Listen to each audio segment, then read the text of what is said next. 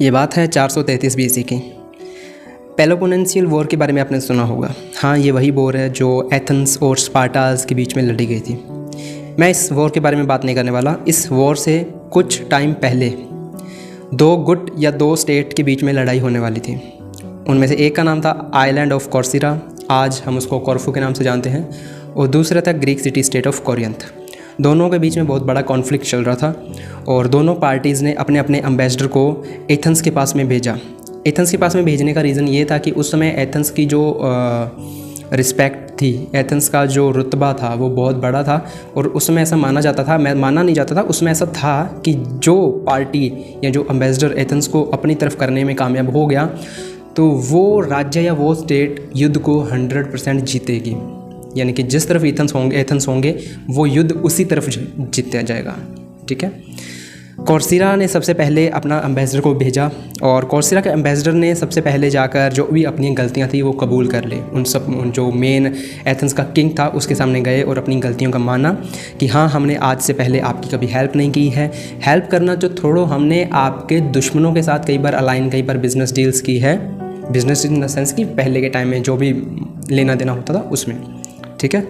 कॉर्सिरा की तरफ से मैं ये बात अपने दिलो दिमाग से कबूल करता हूँ। ठीक है।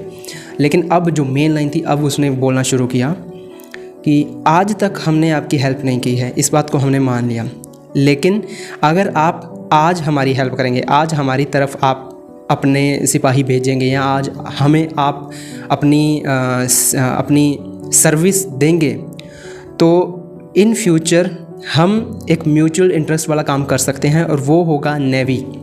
क्योंकि कॉर्सिरा के पास जो नेवी थी वो दुनिया की सबसे बड़ी नेवी फोर्सेस में से एक थी। कॉर्सिरा की जो नेवी थी वो वर्ल्ड की लार्जेस्ट 2nd नंबर की नेवी थी। ठीक है। तो यहाँ पर जब एथेंस को पता चला कि इनके पास बड़ी नेवी है तो उन्होंने इस बात को कंसीडर करना शुरू किया। ठीक है। एंड उसके बाद सेकेंड टाइम कोरिंथ ने अपना एक एम्बेसडर को भेजा। तो अब उन्होंने क्या कहा, कोरिंथ का जो एम्बेसडर था वो बहुत ही ब्रिलियंट था, बहुत ही पैशनेट था और बहुत ही शार्प कंट्रास्ट वाला इंसान था। ठीक है। तो उसने म्यूचुअल इंटरेस्ट की बातें नहीं की, उसने ये बातें बताना शुरू कर दिया कि कॉर्सिरा जो है उसने आज तक आपके साथ क्या क्या किया है, आपके साथ कितना बुरा किया है। ठीक है। उसने हर वो चीज़ डिटेल में समझाई कि कॉर्सिरा ने आपके साथ क्या, कहाँ पर वो आपको लॉयल्टी दिखाकर आपका साथ ले सकते थे लेकिन उन्होंने आपके दुश्मनों का साथ दिया, कहाँ पर उन्होंने आपको सर्विस नहीं दी, कहाँ पर उन्होंने अच्छा परफॉर्म नहीं किया, कहाँ पर उन्होंने आपके अगेंस्ट चीज़ें करी हैं। तो ये सब बताने लगे। After the speech the Athenian debated the issue in assembly. ठीक है। On the second round they voted overwhelmingly to ally with Corcyra and drop Corinth. तो अब ये देखो कि उन्होंने फिर भी इतना कुछ होने के बाद भी कॉर्सिरा का साथ देना चूज़ किया। अब तक आपको पता चल गया होगा कि कॉर्सिरा का साथ देना उन्होंने क्यों चूज़ किया। क्योंकि ये देखो, history has remember the Athenians nobly but the word the preeminent realistic of classical Greece. With them all the erotic, all the emotional appeals in the world couldn't match a pragmatic argument, especially one that added to their power. History में ऐसा होता है कि आज history पूरी उठा के देख लो चाहे आप। ठीक है। तो अगर आपके पास एक दो इंसान आते हैं, उनमें से एक आपके पास वो बातें करता है जो आपको फ्यूचर के लिए आपका फ़ायदा कर सकती हैं। ठीक है। और दूसरा इंसान आता है कि वो आपका जो फ़ायदा करवा रहा है ना, उस लिहाज से पहले आपने इतने धोखे दिए हैं। तो देखो, प्रैग्मेटिक इंसान जो होता है वो डेफिनेटली उसको चुनेगा क्योंकि उसको अपने फ्यूचर की पड़ी है। पहले उसने धोखे दिए नहीं दिए, does not matter for a pragmatic person. ठीक है। वो हमेशा अपना आने वाला कल देख के चलता है। There is an art. अब देखो, की टू पावर क्या है। There is an art to asking for help, an art that depend on your ability to understand the person you are dealing with.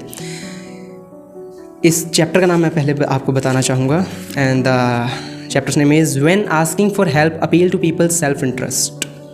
जब आप किसी से हेल्प मांगते हो ना, अब देखो जाहिर सी बात है, आप किसी अपने बड़े से हेल्प मांगोगे, अपने से गरीब से थोड़ी मांगोगे। तो कुछ ऐसा करो, सामने वाले पर्सन को पहले तो जानो कि तुम डील किसके साथ कर रहे हो। ठीक है। और कुछ ऐसा करो कि जिसमें सामने वाले का भी इंटरेस्ट हो, उसका भी कोई फ़ायदा हो रहा हो। तुम ऐसे मत सोचो कि सामने वाला सेल्फलेस है, तुम्हारी दिल खोल के मदद करेगा। Nothing like this man. ठीक है। उसके बाद Every person you deal with is like another culture, an alien land with a past that has nothing to do with yours. Yet you can bypass the difference between you and him by appealing to their self-interest. Do not subtle मत हो जाओ अपनी needs को लेके कि sir आप मेरी help करोगे, ठीक है। सटल नहीं होना, just be flexible man. Next, you have valuable knowledge to share, you will fill his coffer with gold. तुम्हारे पास वैल्यूबल नॉलेज है, शेयर कर सकते हो, तुम उसका कॉफर जो गोल्ड से भर सकते हो अगर तुम्हें आता है। You will make him live longer and happier. This is a language that all us speak and understand. फ़ायदे की लैंग्वेज सबको समझ आ जाती है, तो अगर तुम्हें पता है कि सामने वाला पर्सन का किस में इंटरेस्ट है तो तुम उसके इंटरेस्ट के बेस पर खेल सकते हो। A key to step in progress is understand the person psychology. Is he vain? सबसे पहले आपको उसकी साइकोलॉजी समझनी पड़ेगी। क्या वो वेन है? वेन का मतलब होता है कि एक्सेसिवली प्राउड होता है जो अपनी अचीवमेंट्स पर, वो। तो अगर वो ऐसा इंसान है जो अपनी रेपुटेशन को, सोशल स्टैंडिंग में बहुत तवज्जो देता है, तो उससे काम निकलवाना बहुत आसान होता है। सीरियसली, उसको ज़रा सा आप हेल्प मांगने जाओ और उसको ज़रा सा कुछ भी ऐसा करके दिखा दो कि उसको लगे कि मेरा रुतबा जो पहले था इस इंसान से वो अब बड़ा हो गया, लोग मुझे ज़्यादा जानते हैं, या नहीं भी जानते, जो पहले जानते थे अब मुझे बेहतर तरीके से जानते हैं और मुझे एक ज़्यादा अमीर या ज़्यादा बेहतर के रूप में देखते हैं। तो ऐसे इंसानों को बहुत अच्छे तरीके से इमोशनली कंट्रोल किया जा सकता है, लेकिन उनको नहीं पता चलता ये, और पता लगना भी नहीं चाहिए। लग गया तो फिर प्रॉब्लम हो जाएगी। Self interest is the lever that will move people. Once you make them see how you can in some way meet their need or advance their cause, their resistance request magically fall away। जब सामने वाले को पता चलता है ना कि तुम हाँ यार ये मेरे फ़ायदे की बात कर रहे हैं, तो अपने MLM यही तो है, उनका भी फ़ायदा आपका भी फ़ायदा। लगता है आपको आपका फ़ायदा हो रहा है लेकिन उनका फ़ायदा हो रहा है, तो आप मिनट में घर में से 10,000 16,000 20,000 रुपये निकाल के दे देते हो। And master this art and there will be no limit to what you can accomplish. इस आर्ट को मास्टर करो धीरे धीरे और तुम्हारी कोई लिमिट नहीं रहेगी इस चीज़ को करने के लिए। तो ये था हमारा लॉ नंबर 13। कल हम लॉ नंबर 14 करेंगे। स्टे ट्यून, कल दी मतलब 4-5 दिनों में। सो एक इंसान के साथ शेयर करो एंड बाय बाय।